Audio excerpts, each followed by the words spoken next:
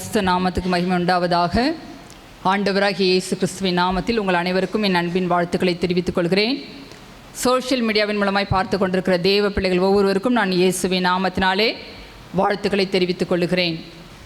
இந்த நாளிலும் கர்த்தர் நமக்கு ஒரு வார்த்தையை கொடுத்திருக்கிறார். அந்த வார்த்தையை குறித்து நாம் தியானிக்கலாம். சங்கீதம் 14ஆம் அதிகாரம் 7வது வசனம். சங்கீதம் 14:7. கர்த்தர் தம்முடைய ஜனத்தின் சிறையிருப்பை திருப்பும்போது யாக்கோபுக்கு களிப்பும் இஸ்ரவேலுக்கு மகிழ்ச்சியும் உண்டாகும். தேவனுடைய பிள்ளைகளாக இருக்கிற நம்முடைய வாழ்க்கையிலே சில நேரங்களிலே சிறையிருப்பு போன்ற காரியங்கள் நேரிடுகிறது. வியாதி ஒரு சிலருக்கு சிறையிருப்பாக இருக்கலாம். ஒரு சிலருக்கு பிசாசினாலே உண்டாகிற துக்கங்கள் சிறையிருப்பாக இருக்கும். ஒரு சிலருக்கு கடன் பிரச்சனை சிறையிருப்பாக இருக்கலாம். ஒரு சிலருக்கு இழப்புகள், தங்களுக்கு அருமையானவர்களை இழந்தது நிமித்தம் அவருடைய வாழ்க்கையிலே சிறையிருப்பு காணப்படும். குறைவுகள் சிறையிருப்புகளாக காணப்படும். ஆனாலும் என் தேவனாகிய கர்த்தர் சொல்லுகிறார், தம்முடைய ஜனத்தின் சிறையிருப்பை ஆண்டவராகிய இயேசு கிறிஸ்து மாற்றுவார் என்று சொல்லி நாம் வேதத்தின் வாயிலாய் அறிந்து கொள்ள முடிகிறது. நம்முடைய வாழ்க்கையிலே அநேக நேரங்களிலே இப்படிப்பட்ட சூழ்நிலைகளின் வழியாய் நாம் கடந்து போக நேரிடுகிறது. அந்த நேரத்திலே நாம் சோர்ந்து விடுகிறோம். நாம் தேவனுடைய பிள்ளைகளாய் இருக்கிறோம், வேதத்தை வாசிக்கிறோம், ஆலயத்திற்கு ஒழுங்காய் செல்லுகிறோம், ஜெபிக்கிறோம், கர்த்தருக்கென்று கொடுக்கிறோம்.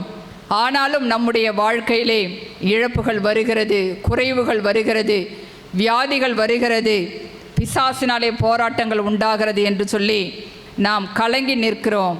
இப்படிப்பட்ட சூழ்நிலைகளே தேவ பிள்ளைகளாக இருக்கிற நம்மை பார்த்து கர்த்தர் சொல்லுகிறார், உன்னுடைய சிறையிருப்பை நான் மாற்றுவேன் என்று சொல்லுகிறார்.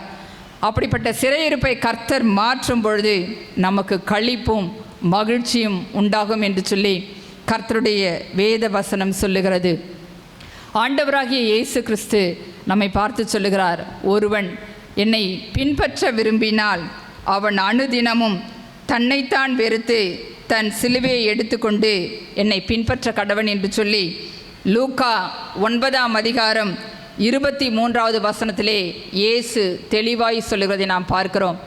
நாம் கர்த்தருடைய ராஜ்யத்திற்கு போக பிரயாசப்பட்டு கொண்டிருக்கிறோம். கர்த்தருக்கு பிரியமான வழிகளிலே நடக்க நாம் முயற்சி செய்கிறோம். அப்படிப்பட்ட நிலைமையில் இருக்கும் பொழுது நிச்சயம் நமக்கு பிரச்சனைகள் வரும், உபத்திரவங்கள் வரும், வியாதி வரும், போராட்டங்கள் வரும். ஆனாலும் அந்த போராட்டங்களை எல்லாம், இப்படிப்பட்ட சிறையிருப்புகளை எல்லாம் ஆண்டவராகிய இயேசு கிறிஸ்து மாற்றுவேன் என்று சொல்லி நமக்கு வாக்கு கொடுத்திருக்கிறார். எனவே நாம் சிறையிருப்புகளை குறித்து கவலைப்படாமல் கர்த்தர் எல்லாவற்றையும் மாற்றி நமக்கு களிப்பையும் ரட்சிப்பையும் சந்தோஷத்தையும் கொடுப்பார் என்று நாம் கர்த்தருக்குள்ளாய் நிலைத்திருக்க வேண்டும் என்று சொல்லி கர்த்தர் விரும்புகிறார். வேதத்திலே நாம் பார்க்கும் பொழுது அநேக தேவ பிள்ளைகள், ஆபிரகாம் முதல் நாம் பார்க்கும் பொழுது எல்லாரும் தேவனுடைய பிள்ளைகளாக இருந்தார்கள், அவருடைய ஜனமாய் இருந்தார்கள். ஆனாலும் அவளுக்கு உபத்திரவங்கள் வந்தது, போராட்டங்கள் வந்தது, வியாதிகள் வந்தது, குறைவுகள் வந்தது, பிசாசினாலே போராட்டங்கள் வந்தது. எல்லாவற்றையும் ஜெயம் எடுக்கும்படியாய் அவர்கள் கர்த்தருக்குள்ளே நிலைத்திருந்தார்கள். கர்த்தர் அவர்களுக்கு உதவி செய்தபடினாலே எல்லாவற்றையும் மேற்கொண்டு அவர்கள் களிப்பையும் மகிழ்ச்சியும் பெற்றுக்கொண்டார்கள் என்று சொல்லி நாம் வேத வசனங்களின் வாயிலாக அறிந்து கொள்ள முடிகிறது. ஆண்டவராகிய இயேசு கிறிஸ்துவை குறித்து நாம் பார்க்கும் பொழுது அவர் ஒவ்வொரு நாளும் அவர் நாம் கடந்து சென்ற பாதைகளின் வழியே தான் கடந்து சென்றார். அவருக்கு விரோதமாய் பேசினார்கள். அவர் பேசும் பொழுதெல்லாம் அவரை குற்றம் சுமத்தும்படியாய் வேத பாரகரும் பரிசேயரும் அவருடைய பேச்சிலே அவரை குற்றப்படுத்த வேண்டும் என்று சொல்லி அவர்கள் விரும்பினார்கள். அவர் எதை செய்தாலும் அதிலே ஒரு குற்றத்தை கண்டுபிடித்தார்கள். ஜனங்களை சுகமாக்கினாலும் ஒரு குற்றம். அது மாத்திரமல்ல, பிசாசின் பிடினாலே கட்டப்பட்ட ஜனங்களுக்கு விடுதலை கொடுக்கும் பொழுது இவன் பிசாசுகளின் தலைவனாலே பிசாசுகளை துரத்துகிறான் என்று சொல்லி இயேசுவை குறித்து அவர்கள் கேவலமாய் பேசினார்கள். அப்படிப்பட்ட ஒரு நெருக்கத்தை அவர்கள் இயேசுக்கு கொடுத்தார்கள். ஆனாலும் ஆண்டவராகிய இயேசு கிறிஸ்து எல்லாவற்றையும் மேற்கொண்டு ஜெயம் எடுத்தார். அதனால்தான் அவர் சொல்லுகிறார், உலகத்திலே உங்களுக்கு உபத்திரவம் உண்டு, ஆனாலும் திடன் கொள்ளுங்கள், நான் உலகத்தை ஜெயித்தேன் என்று சொல்லி ஆண்டவராகிய இயேசு கிறிஸ்து சொன்னார், நான் உலகத்தை ஜெயித்தபடியினாலே நான் உங்களோடு கூட இருந்து உங்கள் சிறையிருப்புகளை மாற்றி உங்களுக்கு களிப்பையும் சமாதானத்தையும் மகிழ்ச்சியும் கொடுப்பேன் என்று சொல்லி கர்த்தர் நம்மை பார்த்து வாக்கு கொடுக்கிறார். அன்பான தேவ பிள்ளைகளே, இந்த நாளிலுமாய்க்குள்ள நீங்களும் ஏதோ ஒரு சிறையிருப்பிலே வாழ்ந்து கொண்டிருக்கலாம். வியாதி என்கிற சிறையிருப்பாக இருக்கலாம், குறைவுகள் என்கிற சிறையிருப்பாக இருக்கலாம், பிசாசின் போராட்டமாக இருக்கலாம். எதுவாக இருந்தாலும் இந்த நாளிலே அப்படிப்பட்ட சிறையிருப்புகளிலிருந்து இயேசு உங்களை விடுதலையாக்குவார். நீங்கள் கர்த்தருடைய வார்த்தையை விசுவாசித்து ஜெபிக்கும் பொழுது கர்த்தர் உங்கள் சிறையிருப்புகளை மாற்றுவார். வேதத்திலே 3 மனிதர்கள் குறித்து நாம் பார்க்கலாம். அவளுக்கு எப்படியாய் சிறையிருப்பு வந்தது, அந்த சிறையிருப்பிலிருந்து கர்த்தர் அவளை எப்படி விடுவித்தார் என்பதை குறித்து நாம் 3 மனிதர்கள் வாயிலாக அறிந்து கொள்ளலாம். முதலாவதாக யோபுவை குறித்து நாம் அறிவோம். யோபு கர்த்தருக்கு பயந்த ஒரு மனிதனாக இருந்தார். அவர் ஒரு உத்தமன், சன்மார்க்கன், தேவனுக்கு பயந்து பொல்லாப்புக்கு விலகிற மனுஷனாக இருந்தார் என்று சொல்லி நாம் பார்க்கிறோம். அப்படி உண்மையாய் கர்த்தருக்கு பயந்து நடந்த அந்த யோபுனுடைய வாழ்க்கையிலே பிசாசானவன் அவனுக்கு விரோதமாய் எழும்பி வருகிறதை பார்க்கிறோம். அவனுடைய ஒரே நாளிலே அவன் கர்த்தரிடத்தில் சென்று யோபை குறித்து அவன் குற்றம் சாட்டுகிறான். அவன் விருதாவாக உம்மை சேவிக்கவில்லை என்று சொல்லி அவனை சோதிக்கும்படியாய் அவன் கர்த்தரிடத்திலே அவன் உத்தரவு கேட்கும் பொழுது கர்த்தர் அவனுக்கு உத்தரவு கொடுக்கிறார். பாருங்க, அதன் பின்பதாக யோபனுடைய வாழ்க்கையிலே அநேக பிரச்சனைகள் எல்லாவற்றையும் அவன் ஒரே நாளிலே இழந்து போகிறான். அவனுடைய பிள்ளைகளையும், அந்த 10 பிள்ளைகளையும் அவன் இழந்து போக நேரிடுகிறது. அவனுக்கு இருந்த கழுதைகள், ஆடு மாடுகள், வேலைக்காரர், ஒட்டகம் எல்லாம் ஒரே நாளிலே அவனை விட்டு போய்விட்டது. அவருடைய 10 பிள்ளைகளும் வீட்டிலே கூடியிருக்கும் பொழுது காற்று அடித்ததினாலே அவர்கள் மரித்து போனால் அந்த வீடு விழுந்து இப்படி என்று சொல்லி நாம் பார்க்கிறோம். அப்படிப்பட்ட ஒரு இக்கட்டான சிறையிருப்பு யோபுனுடைய வாழ்க்கையிலே வந்தது. அதோடு நின்று விடவில்லை. அவனுடைய சரீரத்திலே பருக்கள், கொடிய பருக்கள் வந்து அவன் மிகவும் வேதனைப்பட்டான். ஒரு ஓட்டை எடுத்து அவன் சுரண்டி கொண்டு உட்கார்ந்தான் என்று சொல்லி நாம் பார்க்கிறோம். சரீரத்திலே ஒரு புறத்திலே வியாதி. அதோடு மாத்திரமல்ல, அவனுடைய நண்பர்கள் வந்து அவனை குறித்து அவனை நிந்தனையாய் பேசுகிறார்கள். அவன் துக்கம் மகா கொடிய துக்கம் என்று சொல்லி, நீ கர்த்தருக்கு பயந்து நடந்தாய், உன்னுடைய வாழ்க்கையிலே இப்படி நடந்து விட்டதே என்று சொல்லி அவனை குற்றப்படுத்தும்படியாய் அவனுடைய நண்பர்கள் பேசுகிறார்கள்.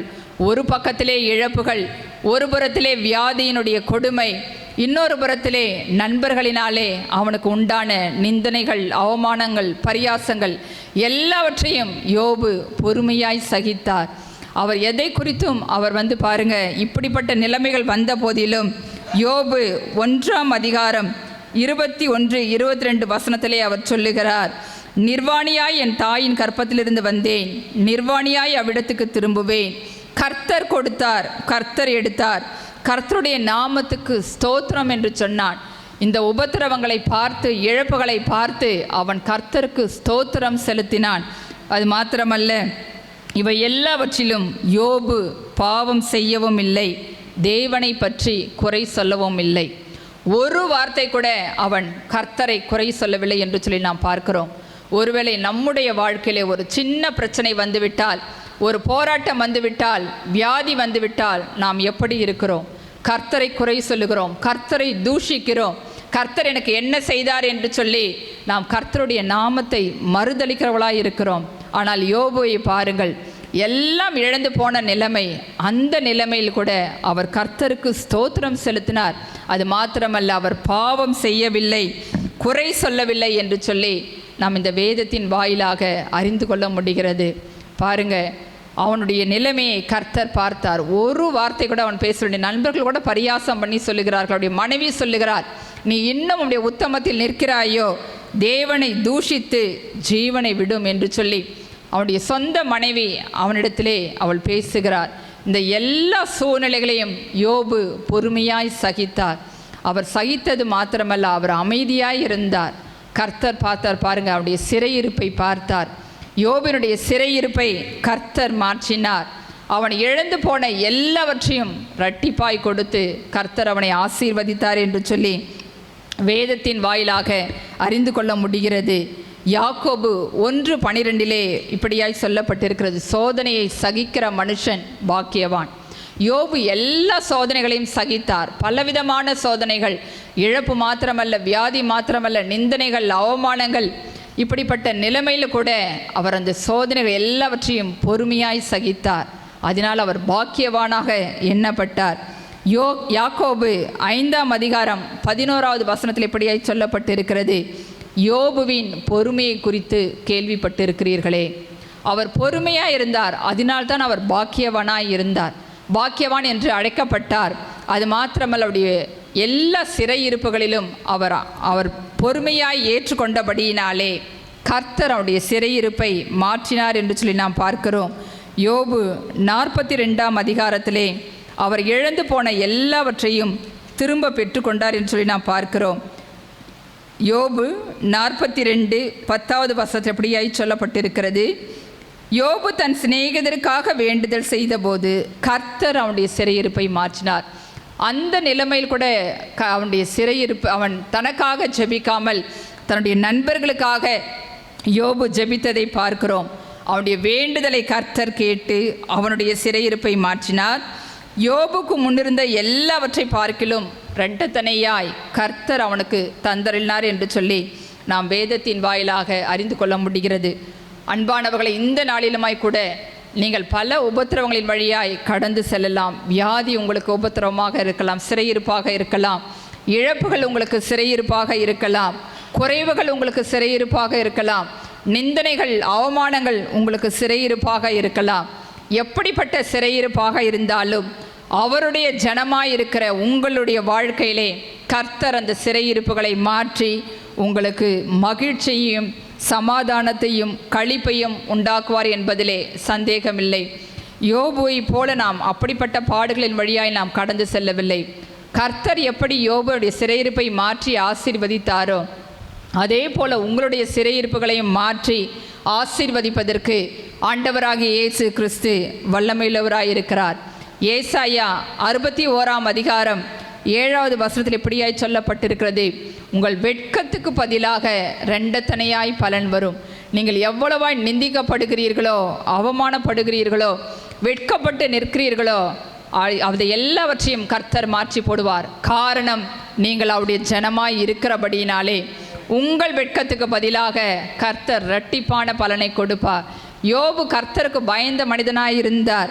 அதனால்தான் பாருங்க, அவருடைய மகனாய், அவருடைய தாசனாய் இருந்த, அவருடைய ஜனமாய் இருந்த யோபுனுடைய வாழ்க்கையிலே கர்த்தர் எல்லா இழப்புகளையும் மாற்றி இரண்டத்தனையான ஆசீர்வாதத்தை கொடுத்து யோபுவை ஆசீர்வதித்து உயர்த்தினார் என்பதை நாம் வேதத்தின் வாயிலாக அறிந்து கொள்ள முடிகிறது.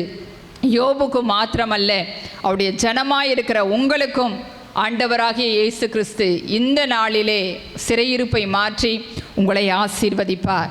இரண்டாவதாக ஒரு தேவ மனிதனை குறித்து நாம் பார்க்கலாம். யோசேப்புவை குறித்து நாம் அறிவோம். யோசேப்பு அவர் ஒரு கர்த்தருக்கு பயந்த ஒரு மனிதர். அவர் பாவத்துக்கு விலகி ஓடுகிற ஒரு மனிதனாய் வாழ்ந்து வந்தார். தன்னுடைய குடும்பத்திலே தன்னுடைய தகப்பனாருக்கு மிகவும் செல்ல பிள்ளையாக இருந்தார். பாருங்க, அப்படிப்பட்ட நிலைமையிலிருந்து அவருக்கு ஏற்பட்ட கர்த்தர் அவர் கொடுத்த அந்த தரிசனத்தை அவர் சொல்லும் பொழுது அவனுடைய சொந்த சகோதரர்கள் அவனுக்கு விரோதமாய் எழும்புகிறார்கள். அவனை தீர்த்து கட்டிவிட வேண்டும் என்று சொல்லி குழியிலே தூக்கி போடுகிறார்கள். ஆனாலும் கர்த்தர் எல்லாவற்றையும் மாற்றி போடுகிறார். அவன் உயிரோடே பிழைக்கும்படியாய், யோசேப்பு உயிரோடே பிழைத்திருக்கும்படியாய் கர்த்தர் அவனுக்கு இரக்கம் பாராட்டுகிறார். அவனுடைய சகோதரர்கள் குழியிலிருந்து அவனை தூக்கி எடுத்து அவனை ஒரு இஸ்மவேலர் கையிலே விற்று போட்டார்கள் என்று சொல்லி நாம் பார்க்கிறோம். அப்படி விற்று போன இடத்திலே கூட யோசேப்புக்கு உபத்திரவங்கள் வருகிறது. அந்த இடத்திலே அவன் கர்த்தருக்கு பரிசுத்தமாய் வாழ நினைக்கும் பொழுது அங்கிருக்கிற போத்திபாருடைய மனைவினாலே அவனுக்கு ஒரு பிரச்சனைகள் வருகிறது.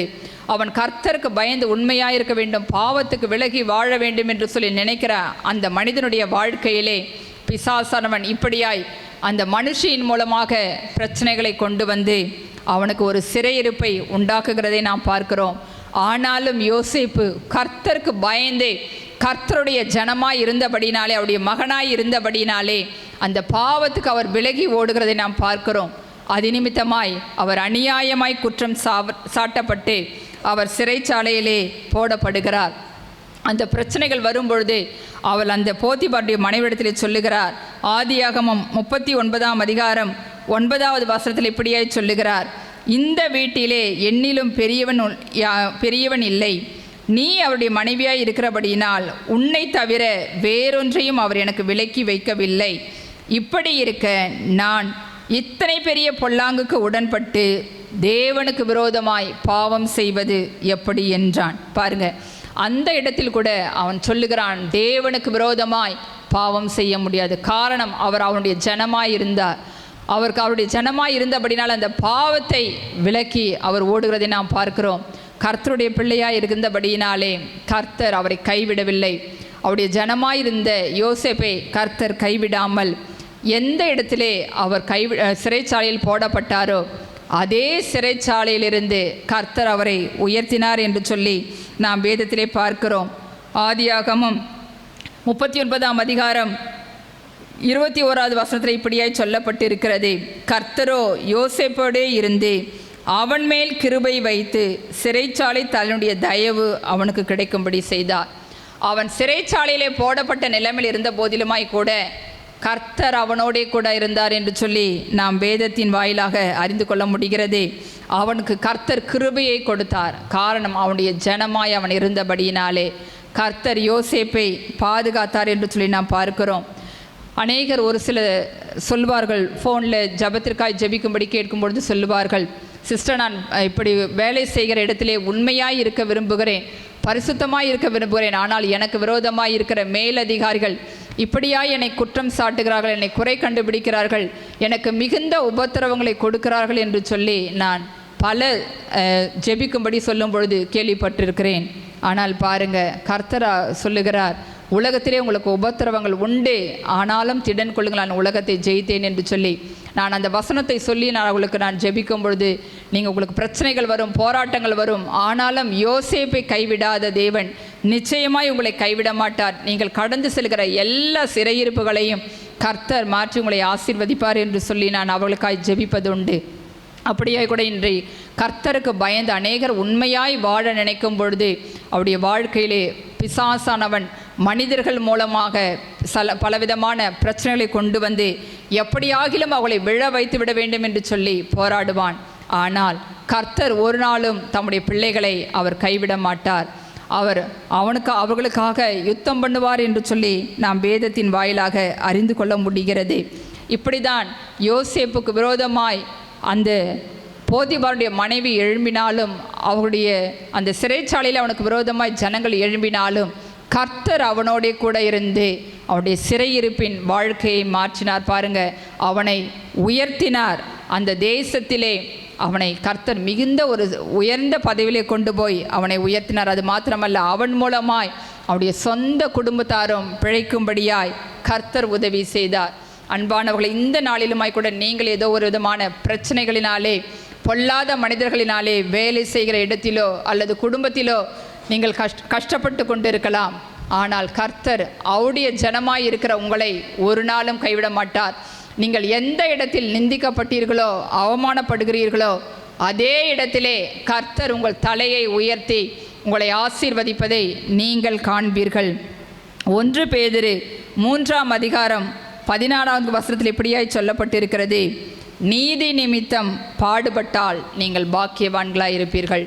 நீங்கள் நன்மை செய்து நீதியாய் நடந்து தேவையில்லாத பிரச்சனைகள், போராட்டங்கள் உங்களுக்கு வருமானால் அதனாலே நீங்கள் பாடுகளை, உபத்திரவங்களை அனுபவிப்பீர்கள் என்று சொன்னால் நீங்கள் பாக்கியவான்களாய் இருப்பீர்கள் என்று சொல்லி வேத வசனம் சொல்லுகிறது. பாருங்கள், வெளிப்படுத்தின விசேஷம் 16ஆம் அதிகாரம் 15வது வசனத்தில் இப்படியாய் சொல்லப்பட்டிருக்கிறது, தன் வஸ்திரங்களை காத்து கொள்ளுகிறவன் பாக்கியவான். யோசேப்பு தன் மேலிருந்த அந்த வஸ்திரத்தை, பரிசுத்தம் என்கிற வஸ்திரத்தை அவன் பாதுகாத்து கொண்டான், அவன் காத்து கொண்டான். ரட்சிப்பின் வஸ்திரத்தை அவன் காத்து கொண்டான். அதனால்தான் அவன் பாக்கியவான் என்று சொல்லி நாம் வேதத்திலே பார்க்க முடிகிறது. அப்போஸ்தலர் 9ஆம் அதிகாரம் 10வது வசனத்தில் பார்க்கிறோம், யோசேப்புக்கு அநேக உபத்திரவங்கள் வந்த போதிலும் கர்த்தர் அவனோடே கூட இருந்து அவனை காப்பாற்றினார் என்று சொல்லி அவன் உபத்திரவங்களின் வழியாய் அவன் கடந்து சென்றான். உபத்திரவங்கள் அவனுக்கு ஒரு சிறையிருப்பாக மாறினது.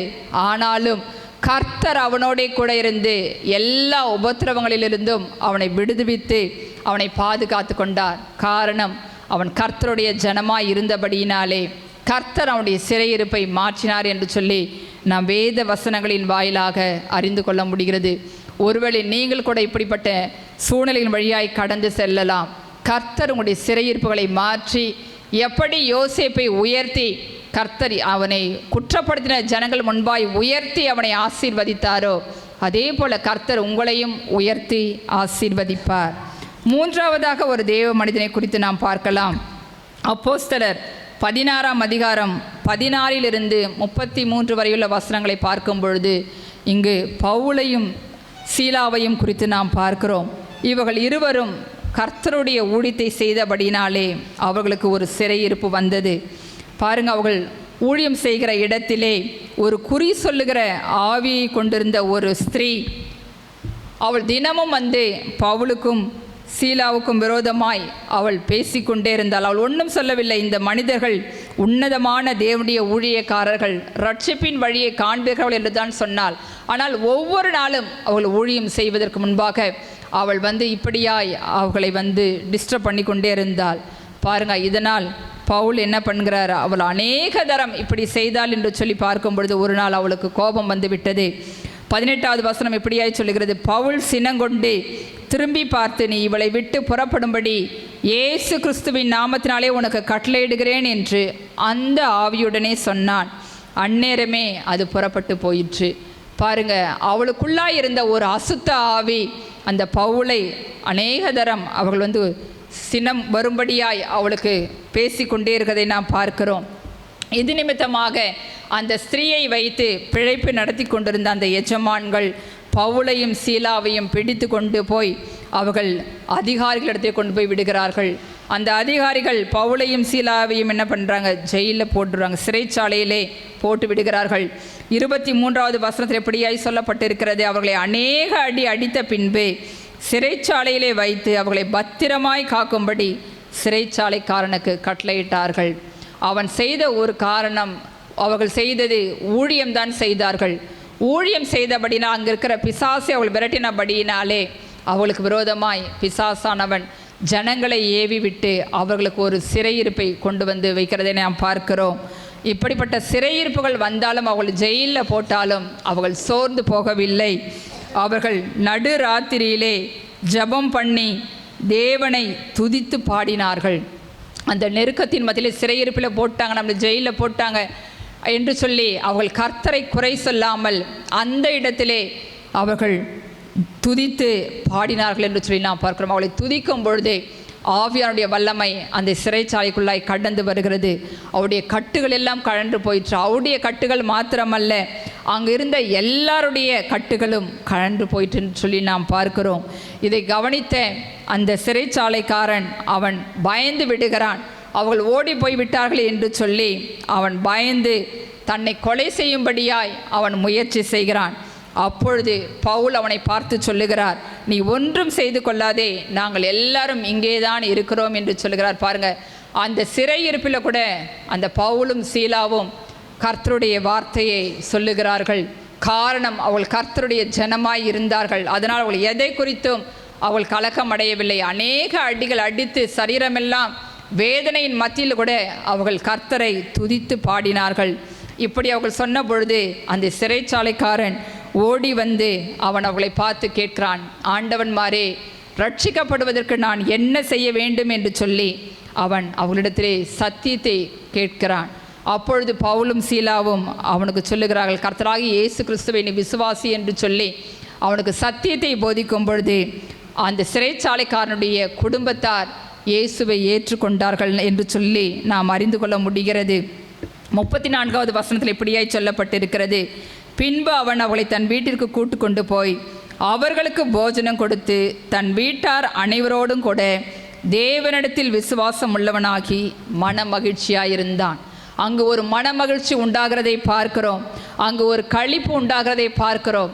காரணம், பவுலும் சீலாவும் தேவனுடைய ஜனமாய் இருந்தபடியினாலே கர்த்தர் அவளை கைவிடவில்லை. சிறைச்சாலையில் அவள் போடப்பட்டார்கள், உபத்திரவங்கள் வந்தது, போராட்டங்கள் வந்தது. ஆனாலும் கர்த்தர் அவளை கைவிடாமல் அவர்கள் மூலமாய் அந்த சிறைச்சாலைக்காரன் அவனுடைய குடும்பத்தை அவர் ரட்சித்தார் என்று சொல்லி நாம் வேதத்திலே அறிந்து கொள்ள முடிகிறது. பாருங்கள், இன்றைக்கு ஊழியம் செய்வதனாலே உங்களுக்கு விரோதமாய் பிசாசானவன் பலவிதமான பிரச்சனைகளை, போராட்டங்களை கொண்டு வரலாம். பொய்யான குற்றச்சாட்டுகளை சொல்லி உங்களை எப்படியாவது அவர்கள் கீழே தள்ளிவிட வேண்டும் என்று சொல்லி பிசாசானவன் மனிதர்கள் மூலமாக முயற்சி செய்யலாம். ஆனாலும் ஆண்டவருடைய ஜனமாய் இருக்கிற உங்களை கர்த்தர் ஒரு நாளும் கைவிட மாட்டார். உங்களுடைய சிறையிருப்புகளை கர்த்தர் மாற்றுவார். இன்றைக்கு பாருங்கள், அநேக இடங்களிலே சபைகள் நடத்த முடியாதபடி பிரச்சனைகள் வருகிறது. பொய்யான குற்றச்சாட்டுகள் சொல்லி ஊழியர்கள், விசுவாசிகள் கஷ்டப்படுகிறார்கள், துன்பப்படுத்தப்படுகிறார்கள். இப்படிப்பட்ட நிலைமைகள் இருந்தாலும் கர்த்தர் ஒரு நாளும் தம்முடைய ஜனத்தை கைவிட மாட்டார். அவருடைய சிறையிருப்புகளை மாற்றுவார் என்று சொல்லி வேத வசனம் சொல்லுகிறது. ஆண்டவராகிய இயேசு கிறிஸ்து வருகைக்கு முன்பாக சொல்லும் பொழுது அவர் சில காரியங்களை சொல்லுகிறார். லூக்கா எழுதின சுவிசேஷம் 21ஆம் அதிகாரம் 12வது வசனத்தில் நாம் பார்க்கிறோம். அதற்கு முன்பாக யுத்தங்களை குறித்து சொல்லுகிறார். ஜனத்துக்கு விரோதமாய் ஜனம் வரும் என்று சொல்லி இயேசுவின் வருகைக்கு முன்பாய் நடக்கக்கூடிய காரியங்களை இயேசு சொல்லுகிறதை நாம் பார்க்கிறோம். அதே நேரத்தில் 12வது வசனத்தில் இப்படியாய் சொல்லப்பட்டிருக்கிறது, இவைகளெல்லாம் நடப்பதற்கு முன்னே என் நாமத்து நிமித்தம் அவர்கள் உங்களை பிடித்து ஜப ஆலயங்களுக்கும் சிறைச்சாலைகளுக்கும் ஒப்பு கொடுத்து ராஜாக்கள் முன்பாகவும் அதிபதிகள் முன்பாகவும் உங்களை இழுத்து துன்பப்படுத்துவார்கள். ஆனாலும் அது உங்களுக்கு சாட்சியாவதற்கு ஏதுவாயிருக்கும். இயேசு தெளிவாய் இந்த இடத்திலே சொல்லுகிறார், நீங்கள் ஊழியம் செய்யும் பொழுது உங்களுக்கு உபத்திரவங்கள் வரும், சிறையிருப்புகள் வரும், போராட்டங்கள் வரும். ஆனாலும் அந்த சிறையிருப்பை நான் மாற்றுவேன் என்று சொல்லுகிறார். இன்றைக்கு நம்முடைய வாழ்க்கையில் கூட நாம் சில நேரத்திலே சுவிசேஷத்தை அறிவிக்கும் பொழுது சில பிரச்சனைகளை பிசாசானவன் அதிகாரிகள் மூலமாக, மனிதர்கள் மூலமாக, பொல்லாத மனிதர்கள் மூலமாக கொண்டு வந்து நமக்கு விரோதமாய் பேச வைப்பான். ஆனாலும் அவருடைய ஜனமாய், இயேசுவின் ஜனமாய் நீங்கள் இருக்கிறபடியினாலே கர்த்தர் உங்களுடைய சிறையிருப்பை மாற்றுவதற்கு அவர் வல்லமையுள்ளவராய் இருக்கிறார். இந்த பவுலும் சீலாவும் கர்த்தருடைய ஊழியத்தை செய்த போது அவளுக்கு சிறையிருப்பின் வாழ்க்கை வந்தது. ஆனால் கர்த்தர் அவளை கைவிடவில்லை. அவருடைய சிறையிருப்பை மாற்றினது மாத்திரமல்ல, அந்த சிறைச்சாலைக்காரனுடைய குடும்பம் முழுவதையும் கர்த்தர் ரட்சித்தார் என்று சொல்லி நாம் வேதத்திலே தெரிந்து கொள்ள முடிகிறது. அன்பான தேவ பிள்ளைகளே, இந்த நாளிலுமாய் கூட நாம் எப்படிப்பட்ட சிறையிருப்பின் மத்தியிலே கடந்து சென்றாலும் கர்த்தர் அந்த சிறையிருப்புகளை மாற்றுவதற்கு அவர் வல்லமையுள்ளவராக இருக்கிறார். அது ஒருவேளை வியாதியாக இருக்கலாம், இழப்புகளாக இருக்கலாம், நிந்தனைகளாக இருக்கலாம், அவமானங்களாக இருக்கலாம், அது மாத்திரமல்ல பிரச்சனைகளாக இருக்கலாம். எப்படிப்பட்ட சிறையிருப்புகள் உங்கள் வாழ்க்கையில் இருந்தாலும் இந்த நாளிலே நீங்கள் கர்த்தரை நோக்கி கூப்பிடும் பொழுது, அவருடைய ஜனமாய் நீங்கள் மாறும் பொழுது அந்த சிறையிருப்புகளை எல்லாவற்றையும் கர்த்தர் மாற்றி போட்டு உங்களுக்கு களிப்பையும் மகிழ்ச்சியையும் கொடுப்பதற்கு ஆண்டவராகிய இயேசு கிறிஸ்து வல்லமையுள்ளவராய் இருக்கிறார். எனவே நாம் உபத்திரவங்கள், கர்த்தருடைய வருகைக்கு முன்பாக இப்படிப்பட்ட காரியங்கள் எல்லாம் நடைபெற வேண்டும். வேத வசனம் சொல்லுகிறது, நாம் அநேக உபத்திரவங்களின் வழியாய் தேவனுடைய ராஜ்யத்தில் பிரவேசிக்க வேண்டும் என்று சொல்லி. நமக்கு உபத்திரவங்கள் வரும், போராட்டங்கள் வரும், பிரச்சனைகள் வரும், நெருக்கங்கள் வரும், வியாதிகள் வரும். ஆனாலும் இயேசு ஒரு நாளும் நம்மை கைவிட மாட்டார். காரணம், நாம் அவருடைய ஜனமாய் இருக்கிறோம், அவருடைய பிள்ளைகளாய் இருக்கிறபடியினாலே கர்த்தர் அப்படிப்பட்ட சிறையிருப்புகளை மாற்றி நம்மை ஆசீர்வதிப்பதற்கு என் ஆண்டவராகிய இயேசு கிறிஸ்து வல்லமையுள்ளவராய் இருக்கிறார். ஒருவேளை நீங்கள் எந்த நெருக்கத்தில் இருந்தாலும், எப்படிப்பட்ட சிறையிருப்பில் இருந்தாலும், நீங்கள் இயேசுவை நோக்கி, இயேசுவே நீர், நான் உம்முடைய மகளாயிருக்கிறேன், மகனாயிருக்கிறேன், உம்முடைய ஜனமாயிருக்கிறேன், எனக்கு நீங்கள் இந்த சிறையிருப்பை மாற்றுங்க என்று சொல்லி நீங்கள் ஜெபிக்கும் பொழுது கர்த்தர் உங்களுடைய சிறையிருப்பை மாற்றுவார், உங்களை ஆசீர்வதிப்பார். நாம் ஜெபிக்கலாம். அன்பின் பரலோக பிதாவே, நன்றியோடு துதிக்கிறேன், ஸ்தோத்திரிக்கிறேன். ஆண்டவரே, உம்முடைய ஜனத்தின் சிறையிருப்பை நீ திருப்பும் பொழுது யாக்கோபுக்கு களிப்பும் இஸ்ரவேலுக்கு மகிழ்ச்சியும் உண்டாகும் என்று சொல்லி வாக்கு செய்தீரே.